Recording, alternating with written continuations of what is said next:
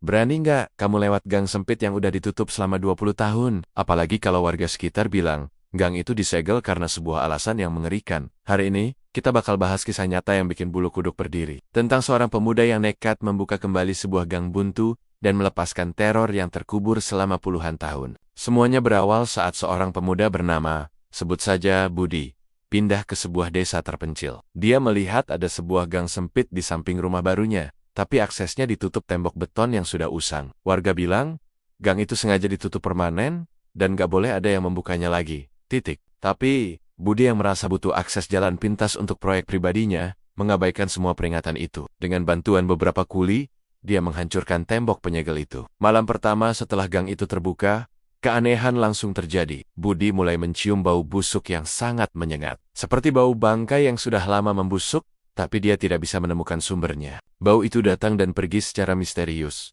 Paling parah saat tengah malam. Bukan cuma itu, setiap malam, dia mulai mendengar suara aneh dari arah gang. Suara seperti sesuatu yang berat diseret di atas tanah. Serit, trit. Suara itu membuatnya nggak bisa tidur. Seolah ada seseorang atau sesuatu yang terus bolak-balik di gang sempit itu. Budi awalnya mencoba berpikir positif. Mungkin hanya tikus besar atau binatang liar. Tapi kejadian selanjutnya membuktikan kalau dugaannya salah besar. Seorang tetangga yang nekat mencoba melewati gang itu sebagai jalan pintas di pagi hari, ditemukan tewas beberapa jam kemudian. Kondisinya sangat mengenaskan. Tubuhnya terpelintir dengan cara yang tidak wajar, seolah semua tulangnya dipatahkan secara paksa. Warga gempar, tapi tidak ada yang berani menuduh apapun. Mereka hanya saling berbisik.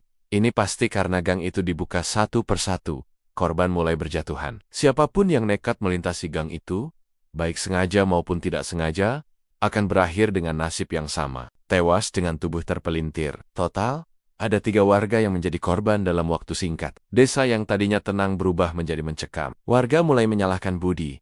Mereka mendatangi rumahnya, menuntut agar gang itu segera ditutup kembali, sebelum lebih banyak korban berjatuhan. Di tengah kepanikan itu, seorang sesepuh desa yang sudah sangat tua, akhirnya angkat bicara. Dia membongkar rahasia kelam yang selama ini disimpan rapat oleh para orang tua di desa itu. Ternyata, puluhan tahun yang lalu, desa itu pernah terjerat dalam sebuah ritual pesugihan yang mengerikan. Untuk mendapatkan kekayaan, beberapa oknum di desa rutin memberikan tumbal manusia, dan gang sempit itu adalah jalur rahasia, sekaligus tempat pembuangan mayat para korban tumbal. Mayat-mayat itu tidak dikubur dengan layak, mereka hanya dilempar begitu saja ke dalam lubang di ujung gang, lalu ditimbun seadanya. Arwah para korban yang mati penasaran itu terperangkap di sana, penuh dengan dendam dan amarah. Suara seretan yang didengar Budi adalah suara arwah yang menyeret tubuh mereka sendiri, atau mungkin menyeret korban baru. Gang itu akhirnya disegel ropet-ropet oleh warga generasi sebelumnya,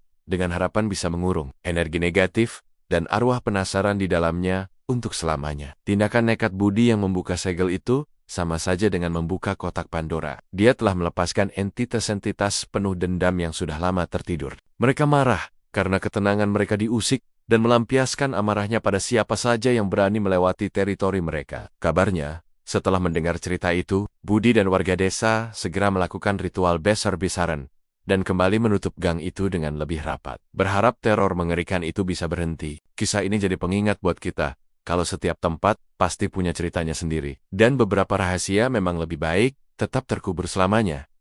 Gimana menurut kalian? Apa kalian percaya dengan hal-hal seperti ini? Coba tulis pendapat kalian di kolom komentar. Terima kasih sudah nonton, jangan lupa like, subscribe, dan nyalakan loncengnya biar nggak ketinggalan cerita horor lainnya. Sampai